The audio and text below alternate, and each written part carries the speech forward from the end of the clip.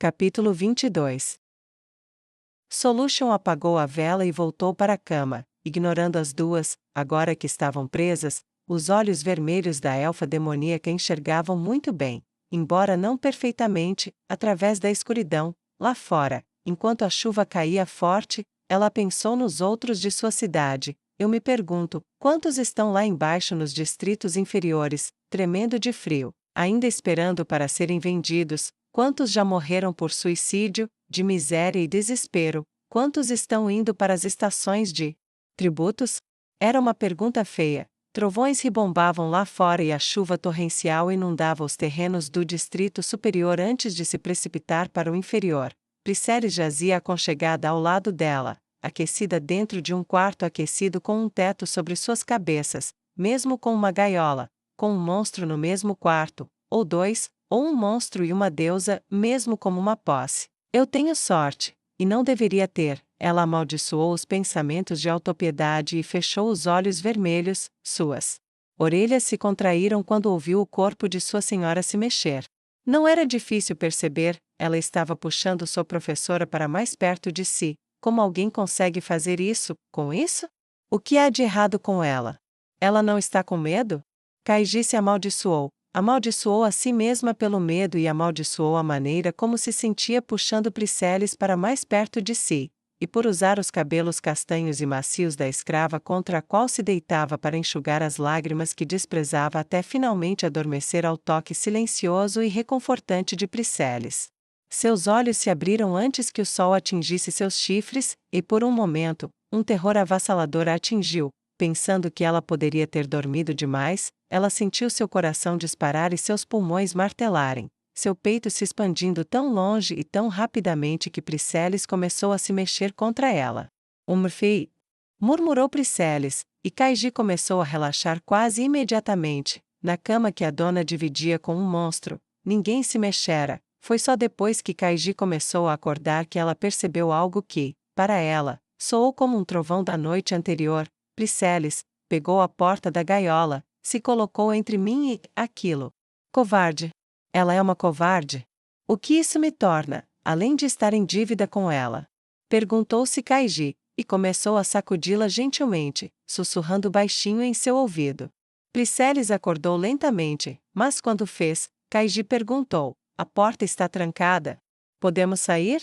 Priscila testou e descobriu que abria facilmente, enquanto rastejava para fora, sussurrou por cima do ombro, para nos deixar começar a trabalhar imediatamente. Rápido, vistam-se, precisamos pedir o café da manhã, garantir que os banhos estejam prontos, garantir que os que estão nos estábulos estejam armados, alimentados e prontos para partir.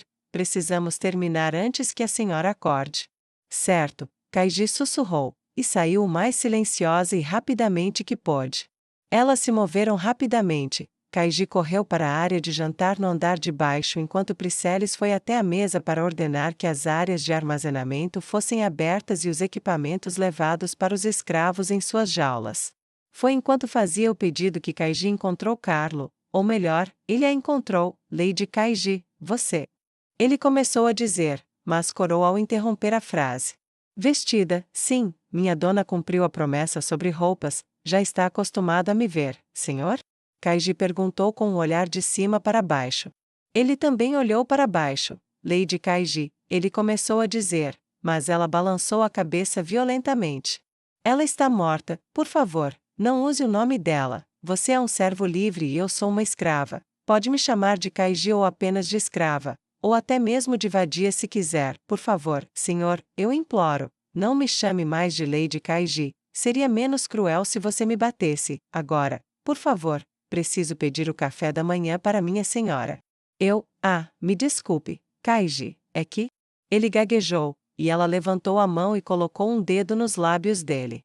Não, senhor, não fale com os mortos, se for preciso, finja que a senhora Kaiji ainda está por aí, feliz em algum lugar, e eu sou apenas uma escrava que se parece com ela, certo, senhor? Ela disse suavemente, e antes que ele pudesse responder mais, ela continuou. 2 pedidos de ovos, um de salsicha e um de bife, e também 2 de chá. Kaiji desceu a lista e, assim que Carlo terminou de anotar, Kaiji curvou-se. Obrigada, senhor, ela disse, levando as mãos logo acima dos joelhos com a reverência, e então saiu, sem perceber que os olhos dele se demoravam em suas costas, que se afastavam. Quando retornaram ao quarto da senhora, as duas já estavam de pé, viu? Eu disse que elas não fugiram, disse Solution, acenando com o braço na direção delas enquanto entravam e se prostravam. E você tinha razão, professora, disse Nua sucintamente, inclinando a cabeça para Solution antes de colocar as mãos na cintura e se endireitar diante de seus pertences. Ora, onde vocês duas estavam? Kaiji e Priscelis prostraram-se em sincronia quase perfeita, antes de Kaiji falar. Senhora, perdoe qualquer mal que tenhamos feito, não estávamos fugindo. Eu, jamais fugiria. Acordamos antes de você e começamos a trabalhar. Os banhos estão aquecidos para seu uso matinal, como você gosta. O café da manhã está a caminho, os breakers estão sendo alimentados, armados, banhados, equipados e tudo mais. Eu só não queria decepcioná-la novamente, só isso. Deveríamos ter feito algo diferente? Noah olhou para elas em silêncio e soltou um suspiro. Não, vocês estavam se comportando bem, fizeram as coisas certas. Já comeram ou pediram alguma coisa? Kaiji balançou a cabeça freneticamente. Não, senhora, não temos o direito de fazer isso. Comemos quando a senhora nos permite, o que a senhora nos permite, sem outras horas e sem outras coisas. Noah levou a mão esquerda à testa e a esfregou enquanto balançava a cabeça. Vocês precisam de comida para funcionar. De agora em diante, peçam algo para vocês enquanto trabalham. Isso vai economizar tempo depois. Vou reservar 2 moedas de prata por dia para vocês gastarem em comida. Deve ser o suficiente, certo? Perguntou ela, incerta. Mas mais do que suficiente. Senhora, comida digna de escravos custa moedas de cobre. Kaiji exclamou em choque tão grande que passou de prostrada a se atirar de joelhos e olhar para cima com olhos vermelhos e incrédulos. Noah deu de ombros. Tudo bem, gaste moedas de cobre, como o que precisar, contanto que faça o trabalho, é só isso que importa. E adicione mais 2 coisas à lista de tarefas. Senhora? Kaiji perguntou com receio. Se houver pessoas com quem você trabalhou, pessoas de talento, determinação e habilidade, que você sabe, suspeita ou espera que possam ter sido capturadas, anote os nomes delas e adicione-as à lista, junto com os familiares e amigos que pedi para você selecionar dos meus breakers. Vou precisar de muita gente competente eventualmente, e você deve ter conhecido pelo menos algumas que seriam boas de se ter por perto. As palavras casuais de Noah arrepiaram Kaiji, mas ela reprimiu esse sentimento. Imediatamente. Eles já são escravos, se tiverem sorte, que diferença faz se pertencem a ela e não a outra pessoa? Ela amaldiçoou o sentimento estúpido. Como você disse, senhora, eu também deveria perguntar sobre a venda daqueles listados pelos breakers que você comprou. Kaiji perguntou enquanto fazia anotações mentais sobre o quão muito ocupada ela estaria. Sim, mas tomem nota especial de todos aqueles que foram vendidos para condições perigosas, eles podem ser uma prioridade, ordenou Noah casualmente enquanto se esticava na frente delas. Enquanto se espreguiçava, Priscelis foi novamente forçada a admirar o corpo de sua dona ágil e forte. Ela parecia uma visão sobrenatural, mesmo logo de manhã, com seus longos cabelos loiros um pouco desgrenhados pela noite de sono e as orelhas se mexendo para captar cada som. Apesar de tudo isso, sua natural falta de vergonha e sua pele perfeita e macia pareciam conter músculos em forma de corda. Seus olhos azul-gelo, em um estado de espírito favorável, eram mais como o céu acima, e quando Noah voltou os olhos para Priscelis, era para si mesma, como se estivesse sendo observada do céu, por quem a havia batizado. Priscelis, você conhece bem esta cidade, não é? Perguntou Noah, e Priscelis assentiu de joelhos. Ótimo. Guie Kaiji pela cidade e encontre-se com Carlo. Há instruções listadas na mesa sobre o tipo de informação que estou procurando, e reservei algumas moedas para ele usar como suborno. Noah gesticulou em direção à cômoda. Várias pilhas de moedas de platina, ouro e prata estavam dispostas em pilhas únicas e eretas sobre papéis. Cada um deles foi identificado para um uso específico. Use-os conforme as instruções, mas você tem o direito de usar seu próprio julgamento sobre o que é um bom negócio ou não. espero um relato completo de como você os utilizou quando eu voltar, Nua ordenou bruscamente, afastando a moeda com um gesto como se ela não fosse uma riqueza incrível sendo colocada sob seus cuidados. Claro, Sra. Ivenor, Kaiji respondeu humildemente enquanto olhava para os pés daquela a quem ela iria vender seus amigos. Nua viu a pergunta pairando por trás dos olhos vermelhos e sólidos, e sentiu o ódio crescer por si mesma pelo que estava prestes a dizer, mas disse mesmo assim, colocando sua máscara mais imperiosa. Por uma questão de necessidade prática, use os móveis enquanto eu estiver fora, mas, limpe tudo e troque os lençóis e cobertores depois, eu juro para você, Kaiji, Briseles. Quando eu finalmente puder deixá-las ir, e eu reorganizar as coisas por aqui, eu comprarei suas próprias camas e tudo para você, para compensar por ter dito uma coisa tão vergonhosa e repugnante. Nua estava prestes a se virar quando sentiu a mão de Solution em seu ombro. Muito bem, mas, talvez você devesse se vestir, minha senhora, a voz de Solution era ríspida, e quando sua mão deixou o ombro de Nua, ela passou por suas costas, tocando suas cicatrizes feias, e Nua congelou. Sim, traga-me o manto e prepare minhas roupas, Solution e eu usaremos os banhos. Depois que tivermos ido embora, vocês podem providenciar banheiras para vocês, e eu lhes darei minha confiança de que vocês ainda estarão aqui quando retornarmos da minha tarefa. Suas afirmações vieram rapidamente, os hobbies estavam vestidos, e logo Solution e Nua estavam sozinhas nos banhos, sentadas na água fumegante. Esta cidade não gosta de acordar cedo, não é?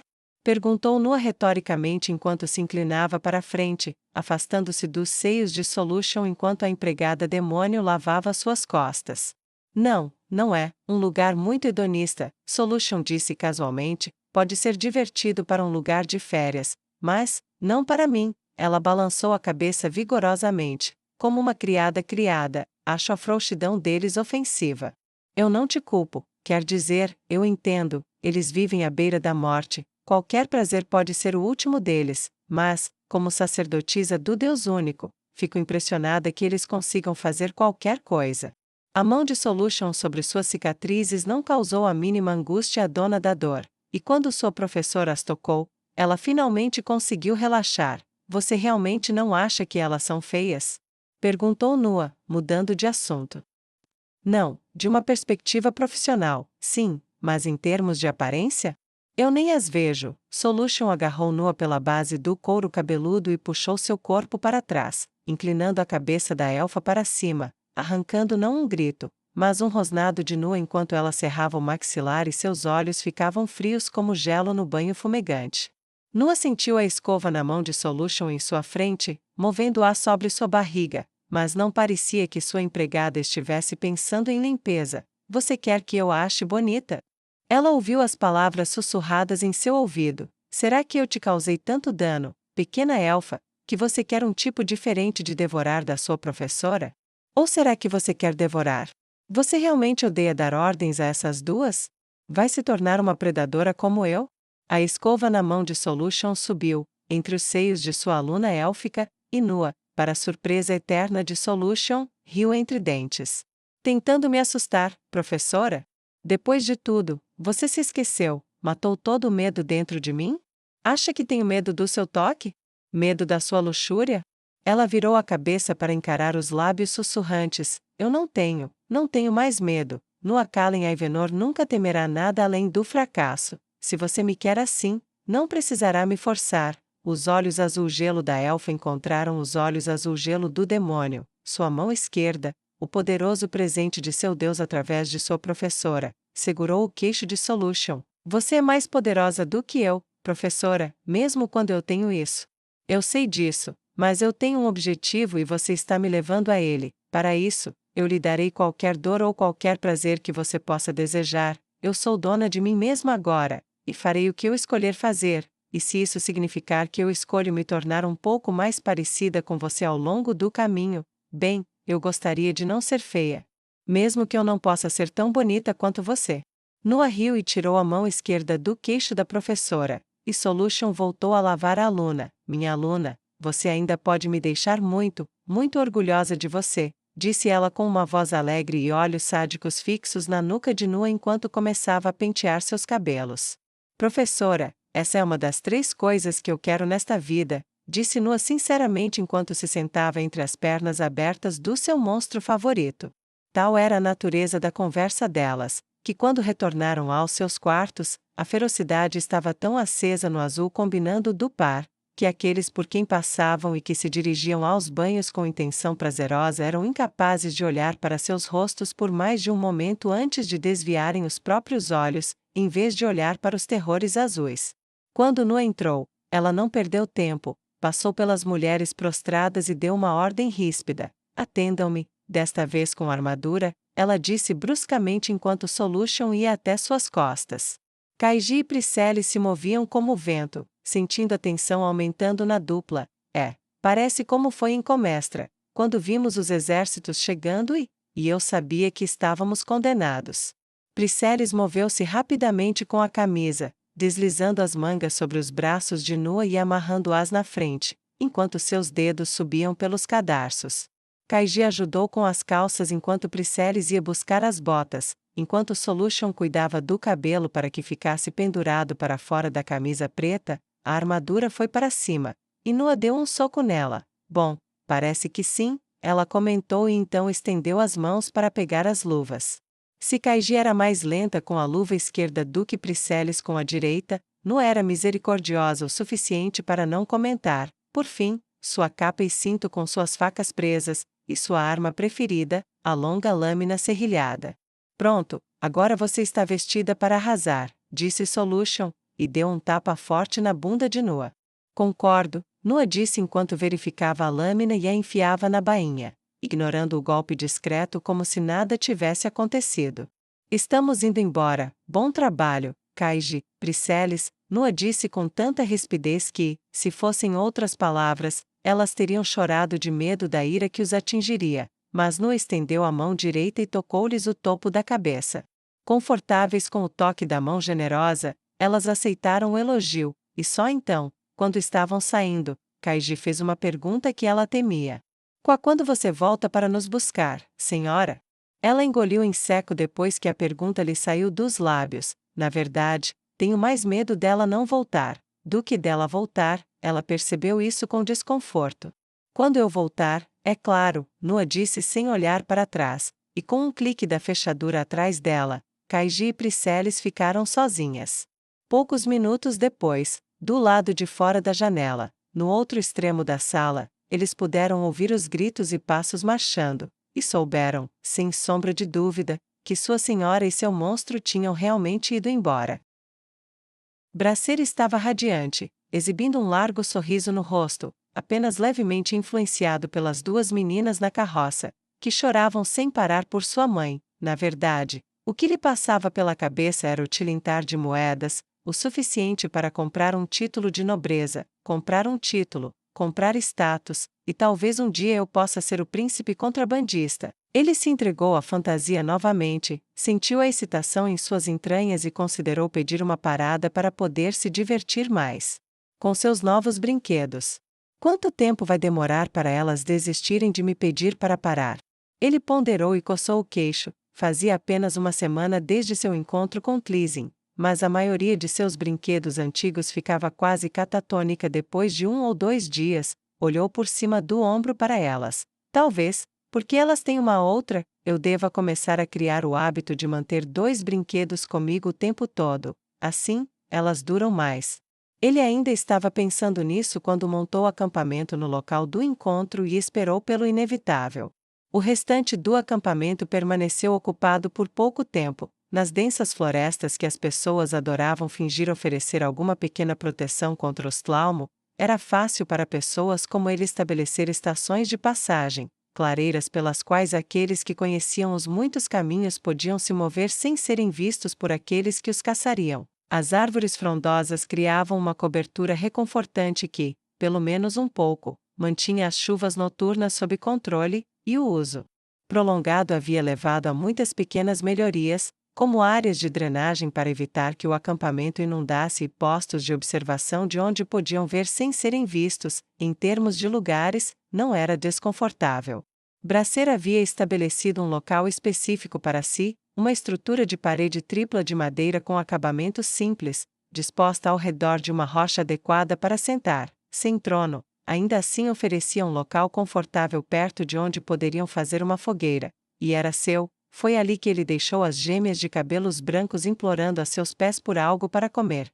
Quando o mensageiro chegou, um homem magro e mais jovem do que aparentava, ele era o mais fraco e de aparência mais patética dos contrabandistas de Bracer, e isso era, para sua tarefa, uma vantagem. Ninguém notava alguém que parecia cronicamente desnutrido e sujo. Bem, o que vocês encontraram? Perguntou Bracer enquanto o mensageiro empurrava as crianças suplicantes para fora do caminho com o pé enlameado. Elas ganiram e se afastaram, ainda olhando para Bracer com olhos roxos desesperados, misturados ao medo. Ele ignorou o ronco que seus estômagos faziam, e elas fizeram o melhor que puderam. A voz nasalada e bajuladora da grande e barulhenta escória sob os pés de Bracer esfregou as mãos de forma insinuante. De joelhos, nosso contato na corte diz que sim, o príncipe de Comestra está vivo e, sim, ele será um tributo, mas também descobri outra coisa. Ah! Bracer perguntou com grande interesse, apoiando o queixo no punho e o cotovelo no joelho enquanto olhava com desprezo para seu subordinado. Uma nova rica, uma estrangeira, anda dando em cima de Pazem, jogando dinheiro por aí como se fosse lixo. Ela comprou um monte de comestras e chamou a atenção do príncipe. O jovem magricela começou a rir loucamente enquanto se apegava ao precioso conhecimento por mais alguns instantes. E aí? Fala logo, porque isso importa. Se alguém de outra cidade aparecer e causar alvoroço, ela ou vai cair ou virar só mais uma nobre bajuladora rapidinho, disse Bracer, revirando os olhos. Bem, talvez, mas ela os comprou como guerreiros, meio estranho, considerando que ela supostamente disse que era uma sacerdotisa e tudo, mas, ele ergueu a mão magricela e apontou para o peito de Bracer. Ela está atrás de você, uma missão do próprio príncipe. Bracer ergueu uma sobrancelha e ignorou a esperança selvagem que viu nos olhos roxos que o encaravam perto do fogo. E daí? Mesmo que ela traga chefes da guilda dos aventureiros, eles não são invencíveis. Senhor, ela ganhou trabalho, quebrando a espada de oricalco do príncipe, com uma mão, 6 vezes, ou pelo menos é o que diz a história. O bandido magricela piscou e lambeu os lábios, um tique irritante de lagarto no humano magricela que fazia com que Bracer frequentemente desejasse arrancar a maldita coisa da boca de seu subordinado. No entanto, isso lhe chamou a atenção, mas antes que pudesse perguntar mais, o bandido sabiamente não o forçou e continuou. Ela estava usando moedas, como estas, consegui uma do nosso contato, ninguém sabe de onde é, mas veja. Bracer arrancou a moeda da mão do bandido assim que a viu e se levantou de um salto. O Império Feiticeiro, disseram os dois ao mesmo tempo. Ai, pelos deuses mortos e pela esperança morta, que diabos espera, descreva-a. Ela é alta, baixa, humana, elfa? Como é a armadura dela? Bracer cuspiu as perguntas mais rápido do que as palavras conseguiam alcançar o ouvido do subordinado e, afobado, o homem patético gaguejou várias vezes. Bem, eu não consegui dar uma boa olhada nela nem nada. Ela já tinha ido embora quando eu cheguei, mas eu perguntei. Ela é loira, cabelo comprido, elfa, usa armadura preta, carrega uma faca longa, capa preta. Ela tem uma companheira, humana, mas parece com ela, cabelo loiro comprido e cacheado, olhos azuis, as duas, se fossem da mesma raça. Você pensaria que a de cabelo cacheado era uma irmã mais velha ou algo assim. Não parece andar armada, mas é chamada de guarda-costas, porque você a conhece, chefe. Bracer relaxou e balançou a cabeça. Não sei. Por um momento, pensei que demônios tivessem me seguido para o leste, mas não é nada com que se preocupar. A coisa da espada provavelmente é um truque, mas mesmo que não seja, minha espada é de adamantite. Vamos ver se ela tenta quebrá-la.